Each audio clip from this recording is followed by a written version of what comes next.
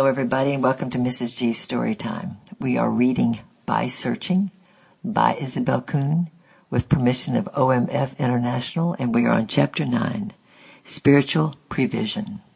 In December of 1924, I received a letter from my mother saying that she was facing the possibility of undergoing a surgical operation. It was discovered she had a tumor, and there was a choice before her: radiology treatment over quite a long period of time or surgery. She was inclined toward surgery as being less drawn out to get it over with instead of making the many long trips to town which the radiology would necessitate. I had not heard definitely what her decision had been when a telegram arrived saying she was with the Lord. She had chosen surgery and had died in the hospital following the operation. Father wired me lovingly and said the funeral would be over before I could reach home, so I should not try to come. This was a shattering blow to me. My mother had opposed my going to the foreign field because of her clinging love for me, her only daughter. In the agony of her pleading with me, she had said some bitter things at the time that I had not taken to heart. I had recognized that they were the upflinging of violent emotion and not the result of considered thought.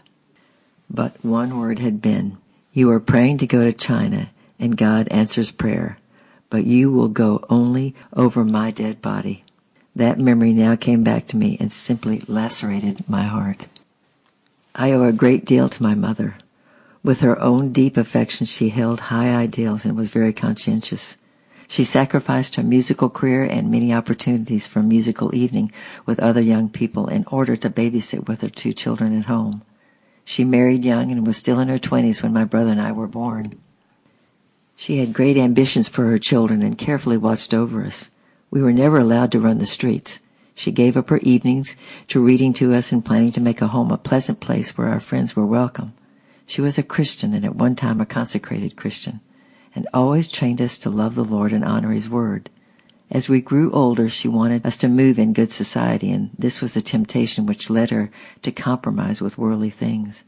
But at the root of it was her natural love for us. I had taken my mother's love for granted, accepting the warmth of the daily sunshine in such a careless security that I had not shown her the gratitude which was her due. All these things came back to me now that she was gone, but it was too late to express my thanks to her, and my heart was sorely torn. During that Christmas vacation, I took employment as a waitress in a restaurant. School reopened in January. One day in class, a messenger went up to the platform and handed the teacher a note.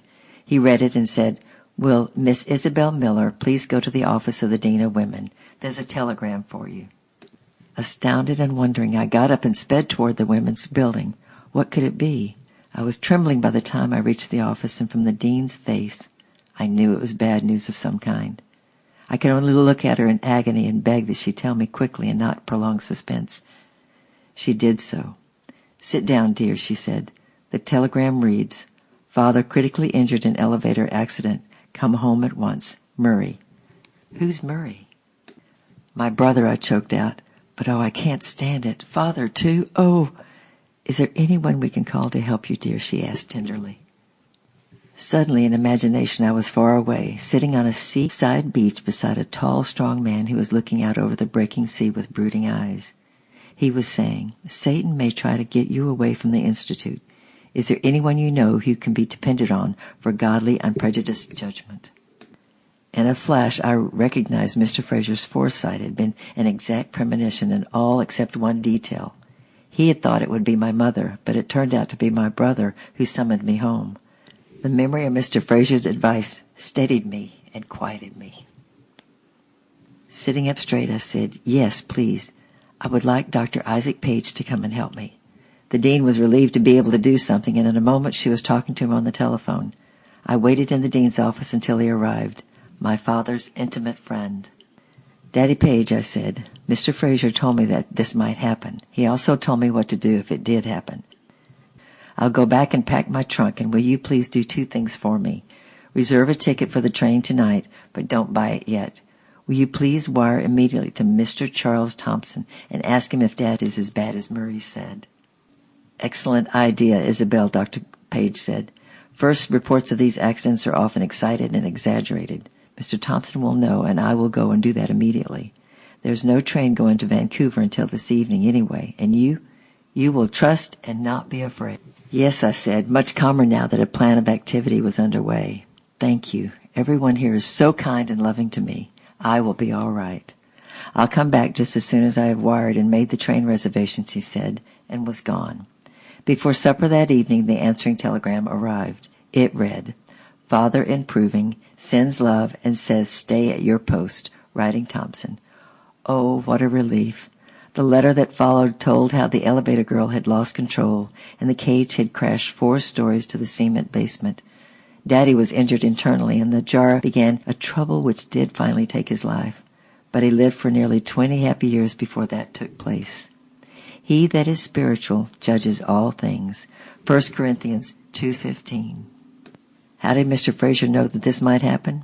When God's child is living close to him and perfectly yielded to his will, it is possible to spread his mind out in the Lord's presence and catch the instruction of God. This is especially true if interceding for someone else. If there is no God, this could not be. Satan can read man's thoughts and describe the past. He can use intelligence and guess at the future, but he cannot know the future. This experience was followed closely by another special instance of the Spirit's operation. The Otis Whipple family were no longer in Seattle but in China. Mr. Whipple, a fine architect, had been called to build a mission hospital in one of the big inland cities. He took his family with him, so it was some time before Mrs. Whipple heard of our sorrows. One day I received a letter from her. It said something like this, Isabel, I feel your mother was spiritually prepared to go home. It was very strange. I knew nothing of the possibility of her operation, let alone her danger. But on the day of her death, I was so burdened for her that I spent a long time in prayer and had assurance that she was at last yielded to God's will in all things. But now, as I write, I have another burden that presses upon me. It is for you, and somehow it's connected with your father. I am in much prayer for you, dear, and for him. I do not know what's happening, but God has called me today to intercede for you both and claim only his will to be done upon each of you. I looked at the date of Mrs. Whipple's letter. It was the very day the telegram came telling of Father's accident. Mrs. Whipple was in inland China, halfway around the world, with no human knowledge whatsoever of what had taken place. She could not possibly have known, for I did not learn it myself for several months, that before she went to the hospital, Mother admitted that I had chosen the better course in pursuing the will of God.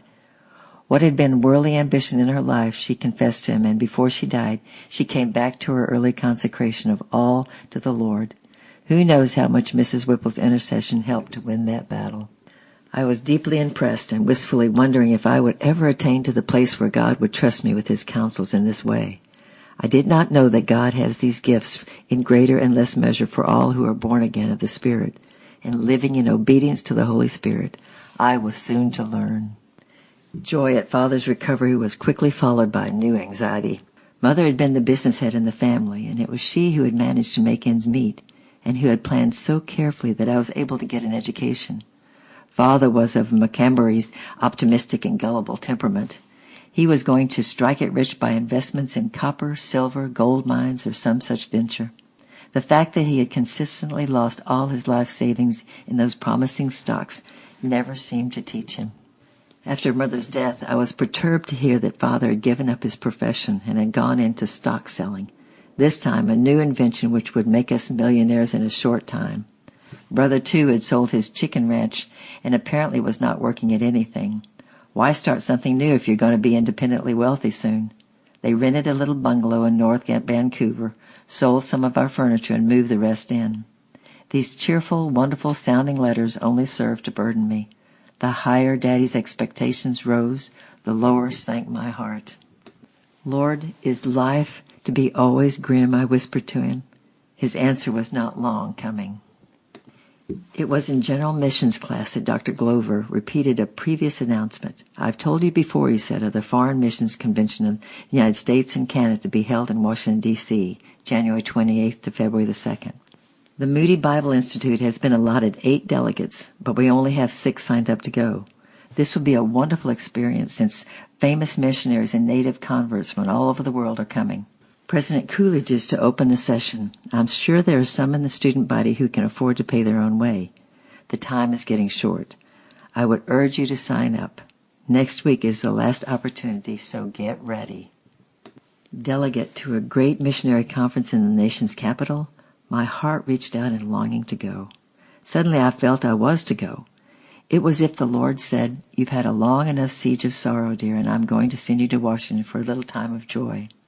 I thrilled through and through and believed him, yet it was an impossible hope. I had not a cent to put towards the expense, and all week long I imagined the Lord sending me a huge gift of money and my trotting up to Dr. Glover and offering to be a delegate.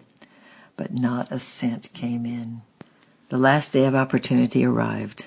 At the missions class that morning, several student volunteers had been asked to speak 3 minutes each, telling why they felt they should go to the foreign field. At the end, Dr. Glover again made an impassionate plea for one more delegate to the Washington conference. The opportunity would close that night, he said. I left the class wondering if it had been the voice of the Lord I heard, or I had been deceived by wishful thinking. That noon there was a note in my mailbox. "Call at Dr. Glover's office immediately," it read. With high-bounding heart, I ran to the building where the director of missions had his office. Trembling with excitement, I knocked on the door. "Come in?" "Oh, Miss Miller, sit down," Dr. Glover beamed at me. "I sent for you to tell you that someone has offered to pay your way to the conference. Would you like to go?" "Oh," I gasped, "would I?" But who could the donor be? I wondered if perhaps Dr. or Mrs. Page might have offered this help, but how could they afford it? "The donor wishes to remain unknown," Dr. Glover replied, "and I believe she is a stranger to you." He had said she, so I knew it was a woman. He went on, "She has paid your fare, your hotel fees, meals, and has added an extra $20 just for fun. Here it is. The rail fare and the hotel bill I'll pay for you. Now you'll have to be ready to leave by tomorrow. Can you make it? I already have permission for you from the Dean of Women. I made it all right." But I'd like to tell you how God worked this out for me. The dear benefactress did allow me to know the story later on. She was well-to-do Christian, recently widowed. That Thursday morning she happened to be downtown on business near the Institute. Glancing at her watch, she saw there was time to slip in and listen to Dr. Glover's mission hour. As she slipped into a seat among the students, I was called up to give my testimony. When I finished, Mrs. X whispered to the girl seated next to her, "Who is that speaker?" She told not only my name, but also added, "Isabel's been going through deep sorrow. Her mother died before Christmas, and a few weeks later her father was nearly killed in an accident. The kind little widow's heart went out to me, her own bereavement still fresh upon her. So when Dr. Glover rose to make a plea for the one remaining delegate, she felt instantly she would have to send me. A change of scene, inspiring messages, sightseeing around the capital, she thought, is just what this girl needs. I'll give it to her, and incidentally, Moody Bible Institute can have its full quota of delegates." God bless his generous stewards who live in the flow of his thoughts so that he can think and act through them. Such spiritual premonitions I had never had before I found the Lord. From time to time I have had them ever since. I believe they are given for the purpose of comfort and to refresh our experience that he is there and that he cares. Only God could have worked out that little forecast in fulfillment. And so began one of the high peaks of joy which towered up high above the painful valley of experiences of my life. It was one that would be always outstanding. It molded my life as I little suspected it would have any power to do. For one of the other delegates was John B. Kuhn. I had been formally introduced to him at last. It was at a mixed party after all. The occasion was Daddy Page's birthday. A group of young student volunteers whom the Pages had often had in their home decided to give him a surprise party. I was told that there would be boys present and also that one of those would be the brother of Catherine Kuhn. So I knew I was to meet him at last. How could I get out of it? If it had been the birthday of a member of the staff, for instance, I could have found an excuse. But my own dear Daddy Page, I just had to go to his birthday party. The group was to meet at 7:30 on the corner of Clark Street, where we caught the streetcar. The girls arrived first. The moon was rising over the tall old houses when we saw the group of boys approaching. "Oh, here they come," cried the leader of us girls. "Miss Miller, let me introduce you. Jack Graham and John Kuhn." And I heard no more. I found myself looking straight into the face of the dishwasher from the Bible Institute kitchen. It was a wonderful convention with world-renowned missionaries taking part. We heard them speak and met some of them personally. Between meetings, we went sightseeing. We visited the White House and were presented to President Coolidge, shaking hands with him. After it was over, we all had a short trip to Mount Vernon to see the home of George and Martha Washington. What a good time we had, sitting together, eating together, sightseeing through snow-slushy Washington, laughing and teasing when we set out to buy Gordon Smith some rubber boots, only to hear the clerk say that they did not carry such a large size. How little we knew of what future years would hold, that 2 of the delegates would marry each other and serve faraway Lusulin, that Jack Graham would serve in the same province, ministering to the Mayu tribe, that Irene Forsett would have a wonderful ministry in Shanghai among the Chinese, that Gordon Smith would open up work among many new tribes in Indonesia.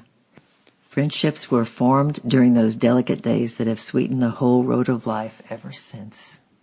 And next time we'll have Chapter 10, At Sultry Times and in Divers Manners. I love you, I'm praying for you, and bye-bye for now.